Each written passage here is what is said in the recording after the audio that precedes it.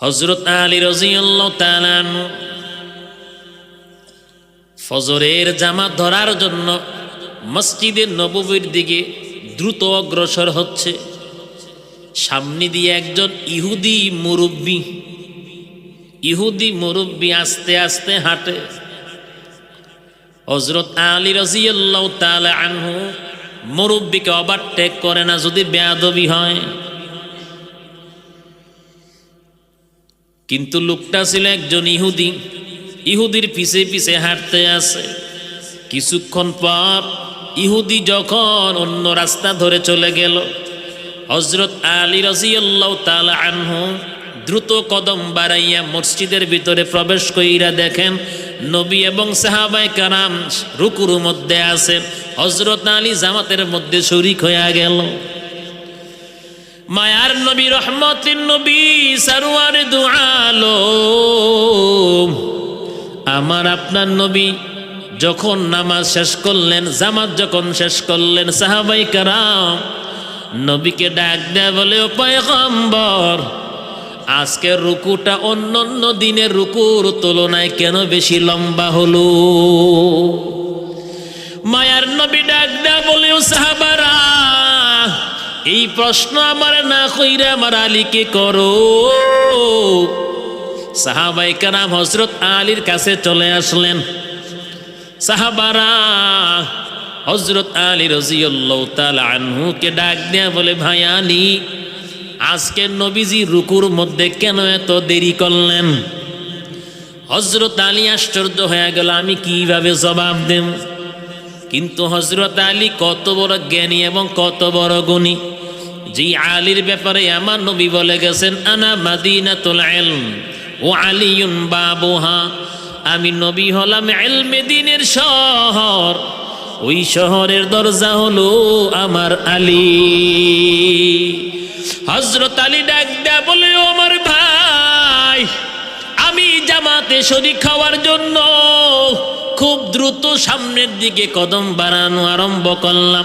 আমার সামনে একজন বৃদ্ধ বয়স্ক ইহুদি মুরব্বী, আমি মুরব্বীকে ওভারটেক করলাম না, বেয়াদবি হবে। এর চাইতে আর বেশি কিছু আমি জানি না।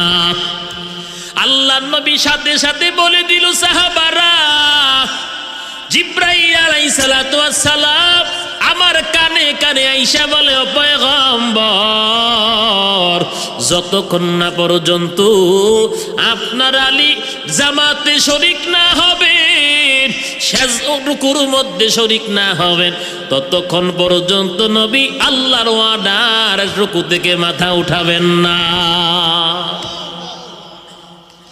আদবলা জিন্দিগির বড় দাম। ও ছোট ছোট কিশোর ভাইরা, ওরা এখন বড়দের সাথে চোখ রাঙিয়ে কথা বলে, বেয়াদবিমূলক আচরণ করে, জীবনটা কিন্তু ধ্বংস, কামিয়াবি কপালে নাই। আমার নবী এটাই শিক্ষা দিয়েছেন আমাদেরকে, বড়দের সাথে কিভাবে ব্যবহার, ছোটদের সাথে কিভাবে ব্যবহার। কারণ নবীজি ইহুদিদের সাথে, বেঈমানদের সাথেও জীবনেও গালি দিয়া কঠোর ব্যবহার করতেন না। নবীজির সারা জীবন যারা কাদাইলো, কষ্ট দিল, তায়েফবাসীদের জন্যেও আল্লাহ পাক গজব রেডি করছে। নবী বলবেন গজব নাজিল হবে, আল্লাহ নবী বলেন, ও আল্লাহ, না না, ওরা বুঝতে পারে নাই আমি যে রহমাতাল লিল আলামিন। আল্লাহ রাব্বুল আলামিনের কাছে বরঞ্চ তায়েফের জন্য দোয়া করলেন। ও এলাকার মুসলমান, আল্লাহর গোলাম, মায়ার নবী যখন মক্কা বিজয় করলো, 10,000 সাহাবায়ে কেরাম নিয়া রহমতের নবী সরওয়ারে দু আলম মক্কা নগরটা যখন বিজয় করলো, মায়ার নবী এবং সাহাবায়ে কেরাম আনন্দে আত্মহারা। নবীজি নিজের দেশ ঘুরে ঘুরে দেখতেছেন, বাবার দেশ ঘুরে ঘুরে দেখতেছেন। অতএব মায়ার নবী, রহমতের নবী সরওয়ারে দু আলম, যেই নবীর আগমনে দুনিয়ার সমস্ত মানুষ আমরা কি পাইলাম? 1 নাম্বার কোরআন, 2 নাম্বার ইসলাম। বলেন কি পাইলাম? কোরআন। এই বাংলার জমিনে দেখেন না আপনি, ছোট ছোট বালকরা কোরআন মুখস্থ কইরা সারা বিশ্বের মধ্যে 1 নাম্বার, 2 নাম্বার, 3 নাম্বার পুরস্কারটা নিয়ে আসে। কথা কন না। যদিও আমগো বাংলাদেশে তেমন ভ্যালু নাই, কিন্তু ঠিকই আল্লাহ পাক সম্মান জাগা মতন দিয়েছেন। কথা কোন ঠিক না বেঠি? কথা কয় না। 7 মাসে আমার নিজের চোখে দেখা, যখন আমি আশরগঞ্জ ফার্টিলাইজারে তারাবি পড়াই, বহু আগের কথা, ছাত্র জীবনে, সেখানে আপনার 6 বছর, সবাই কয় 6 বছর, হয়তো 7 বছর ধরলাম, 7 বছর একটা ছোট্ট ছেলে, তার সিনার ভিতরে 30 পারা কোরআন, সে হাউজিংয়ের ভিতরে একটা মাদ্রাসায় 1 বছর দাউর শোনাবে এজন্য ভর্তি হয়েছে। আমি দেখলাম যখন ক্লাস চলতেছে রাতের বেলা, হ্যাঁ বৈশা বৈশা যে ঘুমায়ের মুখ থেকে লুল পড়তে আছে। যদিও তার কোনো দাম ছিল না, তার কোনো মূল্য ছিল না, কিন্তু তার ভিতরে আল্লাহর 30 পারা কোরআন থাকার কারণে সে এখন জাতির মাতার মুকুট। কথা কন ঠিক না বে ঠিক? হয়তো তার টাকা পয়সা কিছু নাই, কিন্তু একজন প্রেসিডেন্টের চাইতেও তার সম্মান আল্লাহর কাছে কম না বেশি? যার সিনায় কোরআন আছে, যদিও দুনিয়ার মানুষ তারে ফুলের মালা দিছে না, স্লোগানও দেয় না, নাচানাচিও করে না, কাঁদেও নেয় না, কিন্তু যিনি সম্মান দেওয়ার মালিক তিনি ঠিকই জাগা মতন সম্মান দেবেন। কথা বলে ঠিক না বেটি? কোন সিফা সাফা জাগার মধ্যে মিয়া, কোন বাদামলা ইংরেজিতে কথা কয়, এগুলো আমগো বাংলাদেশের হলুদ মিডিয়ারে প্রচার করেনি? কোন সিফা সাফা জাগার মধ্যে হ্যাঁ চটফুটি বেছে, হে আবার ইংলিশে কথা কয়, এগুলি প্রচার করে, ভাইরাল করে। কিন্তু আমগো বাংলাদেশের একটা সময়ে বহু আগে থেকেই তো 1 নাম্বার পুরস্কারটা নিয়ে আসে সারা বিশ্বে, অল বিশ্বে 1 নাম্বার। কিন্তু বর্তমানে বেশি ভাইরাল হয়েছে ওই যে টাঙ্গাইলের ছোট্ট ছেলে হাফেজ তাকরিম, সে বেশি ভাইরাল হয়েছে। কথা ঠিক না বেটি? তার আগেও নাজমু সাকিব, এর আগেও কত হাফেজরা বাংলাদেশে তখন বিভিন্ন রাষ্ট্রে গিয়া 1 নাম্বার পুরস্কারটা নিয়ে আসতো, কিন্তু তখন তারা এগুলো ভাইরাল করতো না। কারণ আমগো বাংলাদেশের হলুদ মিডিয়ারা পশ্চিমাদের 5-8টা খায়, এখনো খায়। কথা কন ঠিক না বে ঠিক? ওরা পশ্চিমাদের দালালি করে আমগো বাংলাদেশ, ওরা যা বলে তা প্রচার করে। কথা কোন ঠিক না বে ঠিক? অতএব বলছিলাম যে কথা, যে আল্লাহ রাব্বুল আলামিন এই যে কোরআনের মতন দামি এমন এক নিয়ামত আল্লাহ আমাদেরকে দান করেছেন। বলা হয়েছে এই কোরআনে যারাই আসবে, কোরআনের সাথে সম্পর্ক করবে, একটু ভালো করে বুঝেন, আল্লাহ পাক তাকে সম্মানিত দান করবেন, সম্মান দিবেন। যেই আসবে, ছোট্ট উদাহরণ, অল্প টাকার, একেবারে অল্প টাকার কাঠের একটা রিয়াল, একেবারে কম টাকা, অল্প টাকায় পাওয়া যায়।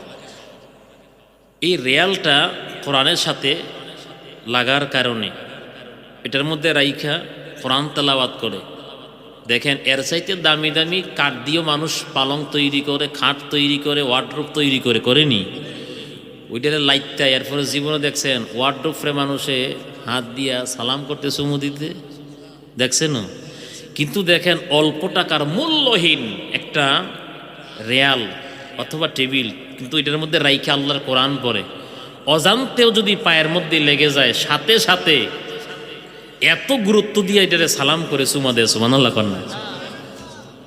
আর একটু বলি, অল্প টাকা দিয়া একটা কোরআনের গিলাপ বানাইছে, অথচ এর চাইতে 1000 গুণে বেশি দামি কাপড় মানুষ পরে, কিন্তু সেই গিলাপটাও অজান্তে পায়ের মধ্যে লাগছে বা নিচে পইরা গেছে, সেইটারে উঠাইয়া তাজিম করে, সম্মান করে। সুবহানাল্লাহ কন্যা। কেন? অল্প টাকার কাঠের রিয়াল টেবিল অথবা অল্প টাকার কোরআনের একটা গিলাপ, কোরআনের সাথে থাকার কারণে, লাগার কারণে সম্মান কে বাড়াইয়া দিলেন? কে বাড়াইয়া দিলেন? আওয়াজ দিয়া বলেন। একটা মানুষের মূল্য নাই, দাম নাই, কিন্তু 30 পারা কোরআন তার সিনার মধ্যে থাকার কারণে সারা বিশ্ববাসী তারে নিয়া সুন্দর আলোচনা করেনি, সম্মান করেনি, ফুলের মালা দেয়নি। কথা বলেন না কেন? ইস্তেকবাল দেয়নি, আহলান সাহলান মারহাবান দেয়নি, কথা বলেন না কেন? মায়ার নবী ডাক দেয়া বলে, দুনিয়ার উম্মত, যেই সিনার মধ্যে আল্লাহর কোরআন প্রবেশ করবে ওই সিনাটা অন্য 10টা সিনার মতন মনে কইরো না। আল্লাহ নবী বলেন, যার সিনার মধ্যে আল্লাহর কোরআন থাকবে অবশ্যই কোরআনের বরকতে তারে সম্মান কইরো। মায়ার নবী বলেন, এই কোরআন যেখানে লাগবে সেই জায়গাটা সম্মানিত হয়ে যায়, আল্লাহ পাক ইজ্জত বাড়ায়া দেয়। কারণ মক্কা এবং মদিনা, ওই মক্কা এবং মদিনার চাইতে দুনিয়ার জমিনে অন্যান্য দেশের মধ্যে আরো দামি দামি পর্যটকরা যায় দেখার জন্য, যায়নি। কিন্তু আল্লাহ রাব্বুল আলামিন বালু এবং পাথরে ঘেরা ওই মক্কাতুল মুকাররমা আল মদিনাতুল মুনাওয়ারার সম্মান কেন এত বাড়াইয়া দিলেন? বলা হয়েছে আল্লাহর কোরআনটা মক্কাতুল মুকাররমায় নাজিল হওয়ার কারণে, আল মদিনাতুল মুনাওয়ারায় আল্লাহর কোরআন নাজিল হওয়ার কারণে পৃথিবীর মধ্যে যত শহর আছে সমস্ত শহরের চাইতে মক্কা নগরী এবং মদিনা সবচেয়ে বেশি সম্মানিত। কথা বলেন না কেন?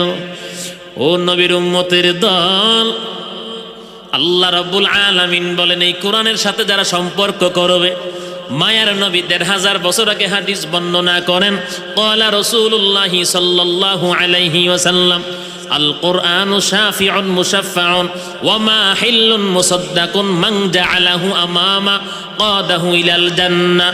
মায়ার নবী, রহমতের নবী, সরওয়ারে দু আলম, আমার আপনার নবী বলেন, এই কোরআনকে দুনিয়ার জমিনে যারা মোহাব্বত করবে, সিনার মধ্যে জায়গা দেবে, চুমু দেবে, তেলাওয়াত করবে, জীবনও কোনোদিন বেয়াদবি করবে না, সময় মতন কোরআন তেলাওয়াত করবে, বিশুদ্ধভাবে তেলাওয়াত করবে, সিনার মধ্যে জায়গা দেবে, চুমু দেবে, বুকে লাগাবে, আল্লাহ নবী বলেন এই কোরআন তার বন্ধুরে নিয়ে জান্নাতের ভিতরে পৌঁছাইয়া দিবে। আল্লাহ নবী বলেন, ওমান জাআলাহু খালফা যহরিহি সাকাতাহু ইলান নার। আর যারা দুনিয়ার জমিনে কোরআনের সাথে বেয়াদবি করবে, ঘরের মধ্যে কোরআন পড়ে থাকে, জীবনও তেলাওয়াত করে না, আছে না নাই? কথা বলেন না কেন? একজন বৃদ্ধ বলে আল্লাহর কোরআনটা নিয়ে মসজিদের মধ্যে যায়, ইমাম সাহেব ডাক দিয়ে কয়, কিও চাচা, কোরআনটা নিয়ে আপনি কেন মসজিদে আসছেন? বলে ঘরের ভিতরে তেলাওয়াত করার মতন কেউ নাই, বলে ঘরের সবাই ইংরেজি শিক্ষিত, কোরআনকে পড়বে, এই জন্য আমি মসজিদের মধ্যে কোরআন দিয়া গেলাম, মাঝে মাঝে মুসল্লিরা নামাজে আইসা তেলাওয়াত করতে পারবে। চিন্তা করছেন নি? সোয়াবের আশা ঘর থেকে কোরআন বাইর কইরা মসজিদে দিয়ে আসে। এবার আল্লাহর বান্দা ঘরের ভিতরে এলসিডি ঢুকাইছে। কি ঢুকাইছে? আর এখন ডাটা কিনতে হয় না, ডাইরেক্ট ওয়াইফাই থেকে। কথা কোন ঠিক না বে ঠিক? আছে না নাই?